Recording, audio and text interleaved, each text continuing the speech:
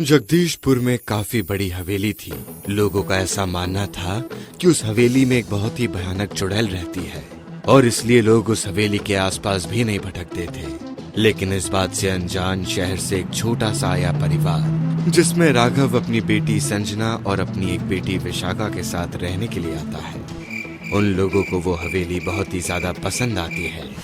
इस हवेली को देख संजना और विशाखा राघव से कहते हैं, पिताजी, ये हवेली बहुत ही सुंदर है। ऐसी हवेली तो मैंने सिर्फ टीवी में ही देखी थी। मुझे ये बहुत ही ज्यादा पसंद है। आप इस घर को खरीद ही लीजिए ना। हाँ राघव, ये घर सच में बहुत सुंदर है, तो क्यों ना हम इस घर को खरीद ही लें। अच्छा ठीक है, हम इस घर को जरूर खरीदेंगे। इतना कहकर राघव उस घर के कॉन्ट्रैक्ट पर साइन कर देता है और उस घर को अपने नाम करवा लेता है। और कुछ समय बाद राघव अपने घर को उस हवेली में शिफ्ट कर लेता है। ऐसे ही दिन गुजरने लगते हैं। सभी लोग खुशी से उस हवेली में रह रहे थे, लेकिन जैसे ही रात होती वैसे ही संजना के कानों तक किसी के पैरों की पायल की आवाज पहुंचती है।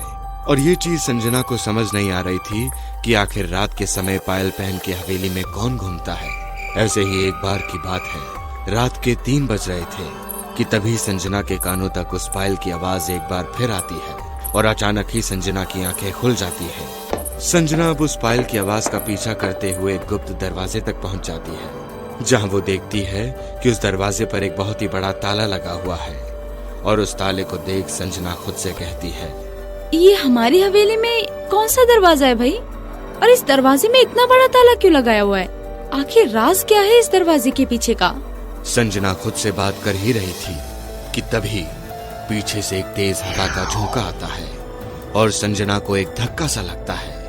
संजना अचानक ही पीछे मुड़ जाती है, लेकिन उसके पीछे कोई नहीं खड़ा था। डर से तरबतर हो गई संजना के माथे पर पसीने आ चुके थे कि तभी एक बार फिर से उस दरवाजे के पीछे से आवाज आती है, बचाओ बचाओ, कोई है यहाँ पर, मैं यहाँ पर कैद हूँ, मुझे इस कैद से छुटकारा दिलवाओ। संजना आवाज को सुनकर एक बार फिर से दरवाजे की तरफ देखती है और डरते हुए उस दरवाजे की ओर नजदीक जाती है कि तभी पीछे से संजना के कंधे पर किसी का हाथ आता है। संजना डरती हुई अचानक ही पीछे मुड़ती है, लेकिन इस बार संजना का पति राघव उसके पीछे था।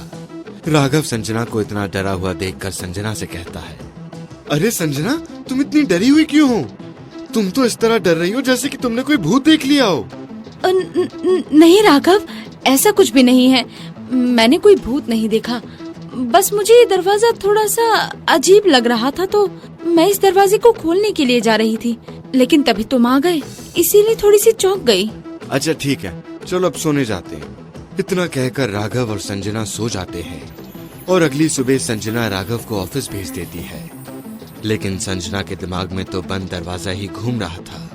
संजना अब घर का सारा काम करके उस बंद दरवाजे के पास जाती है और उस ताले को तोड़ देती है।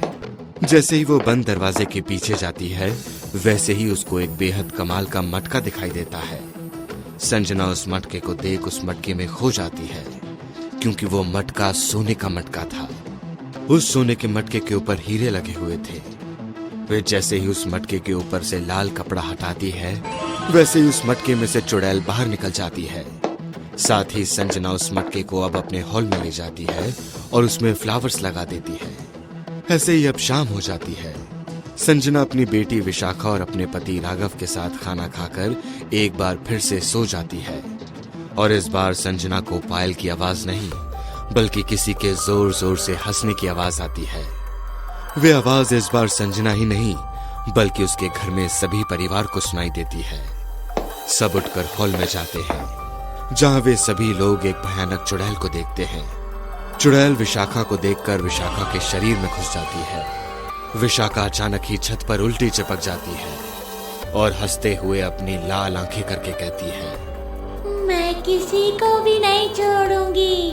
संजना, तूने मुझे इस मटके से आजाद करवाकर बहुत बड़ी गलती की है। अब मैं आजाद हो चुकी हूँ। ये घर मेरा है, सिर्फ और सिर्फ मेरा। तुम में से कोई भी नहीं बचेगा। उसकी बात सुनकर संजना अब समझ जाती है कि वो मटका कोई आम मटका नहीं, बल्कि एक भूतिया मटका था। और वो चुड़ैल कोई मामूली चुड़ैल नहीं बल्कि मटके वाली चुड़ैल है। संजना अपने परिवार वालों की जान बचाने के लिए मंदिर की तरफ जैसे ही भागने की कोशिश करती है, वैसे ही विशाखा संजना के कंधे पर कूद जाती है और उसकी गर्दन पर काटकर उसका सारा खून पी जाती है। इस तरह संजना की मौत हो जाती है। ये सब देखकर राघव डर जाता है और वो जैसे ही संजना के पास जाता है वैसे ही विशाखा राघव को भी मार देती है और कुछ देर बाद वो मटके वाली चुड़ैल विशाखा को भी फांसी पर लटका देती है। इस तरह राघव का पूरा परिवार खत्म हो जाता है और उस घर पर उस मटके वाली चुड़ैल का कब्जा हो जाता है। इस तरह अब आए दिन उस मटके वाली चुड़ैल के घर में जो भी जाता वो वापस लौटकर नहीं आता और इसलिए सरकार ने हवेली को भूतिया हवेली घोषित कर दिया। अब उस हवेली के पास कोई भी नहीं भटकता था। तो दोस्तों, क्या संजना ने उस मटके को खोलकर सही किया? क्या संजना के परिवार को बचना चाहिए था? आप अपने विचार कमेंट सेक्शन में जरूर दीजिए और हमारे चैनल को लाइक, सब्सक्राइब और शेयर करना ना भूलें।